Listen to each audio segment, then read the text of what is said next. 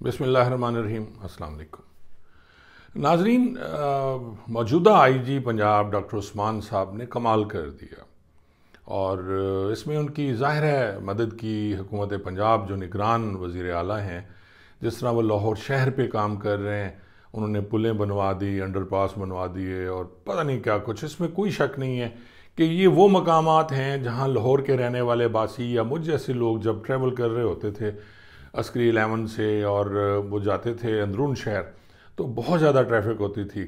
और उन्हीं पॉइंट्स पे जबकि जैसे अकबर चौक है, घोड़ावाला चौक है, कैवलरी ग्राउंड का वो चौक है, और फिर ये जो यहाँ मेरे घर के पास नवाज शरीफ इंटरचेंज इसके पास, ये सारे उन्होंने इतने अच्छे कर दिए कि अब आपका ट्रैवल करना बहुत आसान है। अच्छी बात है।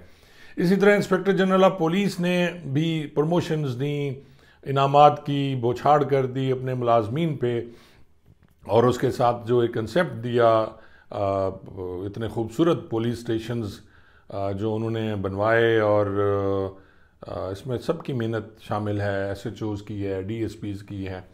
और उसका आप ये देखें कि पिछले दिनों मुजफ्फरगढ़ में एक नए जोड़े ने जिनकी शादी हुई थी, उन्होंने जाके वहाँ अपनी तस्वीरें बनवाईं और पहले दिन वो थाने पे तशरीफ़ ले गए।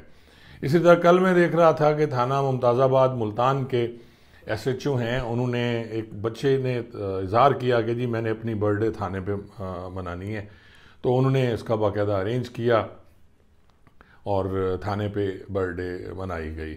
अच्छा नाजरीन, बहुत अच्छा काम है, बहुत अच्छा काम है। लेकिन इसके साथ साथ आप देखें, मैं गुजारिश करूँगा आईजी साहब से कि मुझे एक वीडियो आई है, ये एक अब्बास लाइन की वीडियो है, जिसमें देखें कि जो मुलाजमीन की रिहाइश है उस पर आप देखें कि किस तरह का गंदा पानी है और क्या वहाँ भी वही काम हो रहा है। अस्सलाम वालेकुम वरहमतुल्लाहि वबरकातुहू। ये पुलिस बास लाइन लाहौर 3 बटालियन की लाइन, ये हालत देख लें, गंदगी और बीमारियां साथ उठा रही हैं इधर।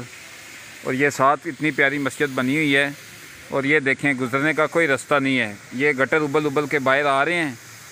अल्लाह ही हाफ़िज़ है यहाँ का। ये अब्बास लाइन जो है ये मंसूब है जी पंजाब कांस्टेबलरी की कुछ बटालियंस इसमें रहती हैं, और वहाँ बहुत बुरा हाल है। बाजी साहब किसी दिन उस तरफ भी चक्कर लगा लें, और अगर कमांडेंट जो हैं वहाँ के पीसी के वो भी अगर आ जाएं और बटालियन कमांडर वहाँ आके देखें तो किस हाल में ये मुलाजमीन रह रहे हैं उस पर भी गौर करें। नाज़रीन, इसी तरह मैं बात करूँगा कि जो डीएजी ऑपरेशंस हैं लाहौर, उन्होंने जो डॉल्फिन पुलिस के जवानों की ड्यूटी है वो 12 घंटे कर दी है।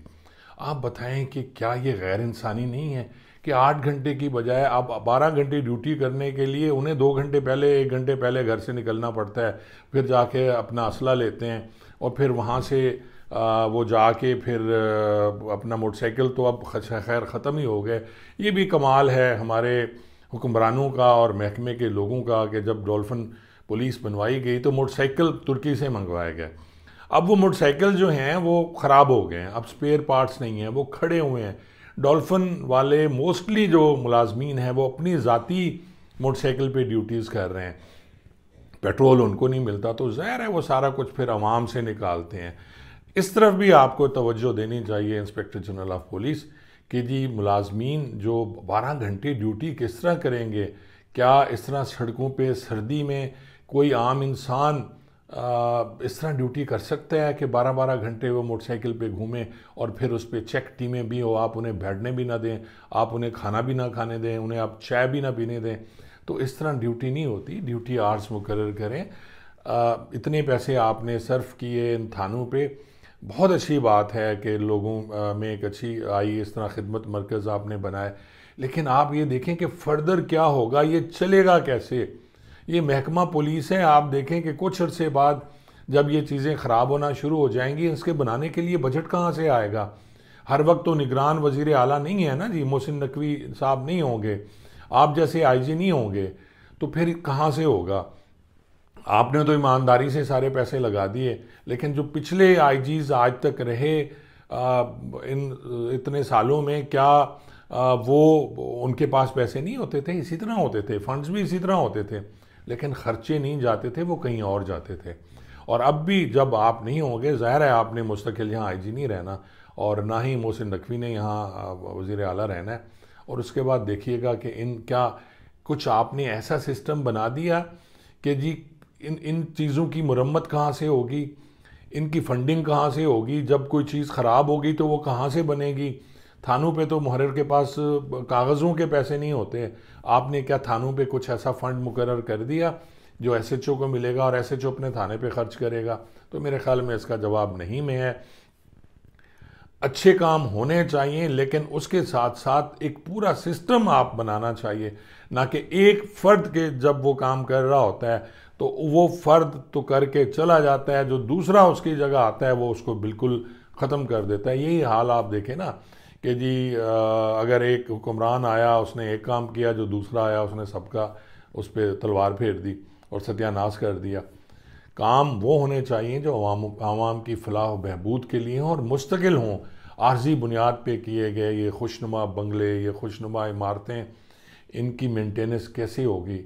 यहाँ तो थानों पे जो है, थानों के आप वाशरूम्स देखें, अब लोगों के लिए आपने बनाए, मुलाजमीन के वाशरूम्स भी देखें कि उनका क्या हाल है। जैसा कि मैंने जिक्र किया आबास लाइन का, इसी तरह बहुत सी ऐसी जगह हैं जहाँ पे अगर आप सरप्राइज़ विज़िट करें तो आपको नज़र आएगा कि वहाँ काम बिल्कुल नहीं हो रहा।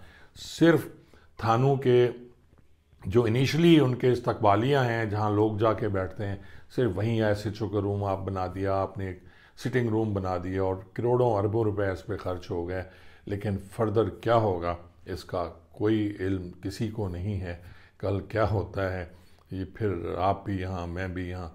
मैं अपने तजर्बे से बता रहा हूँ कि ये शायद ना चल सके अगर आप मुस्तकिल बुनियादों पे इसका कोई ऐसा सिस्टम, कोई ऐसी फ़ंड जनरेटिंग, आप फंड जो आएँ कहीं से, कोई आप अपने चीज़ें बनाएं इस महकमे के लिए। जैसा कि आप देखें आर्मी ने एक सेटअप बनाया हुआ है, उन्होंने अपनी कॉलोनियाँ बनाई, वो बेचे, पैसे लिए, उनकी इतनी फैक्ट्रीज़ हैं, उनकी और चीज़ें हैं, तो उनसे जो फंड आ रहे हैं वो उसको इससे चलाते हैं।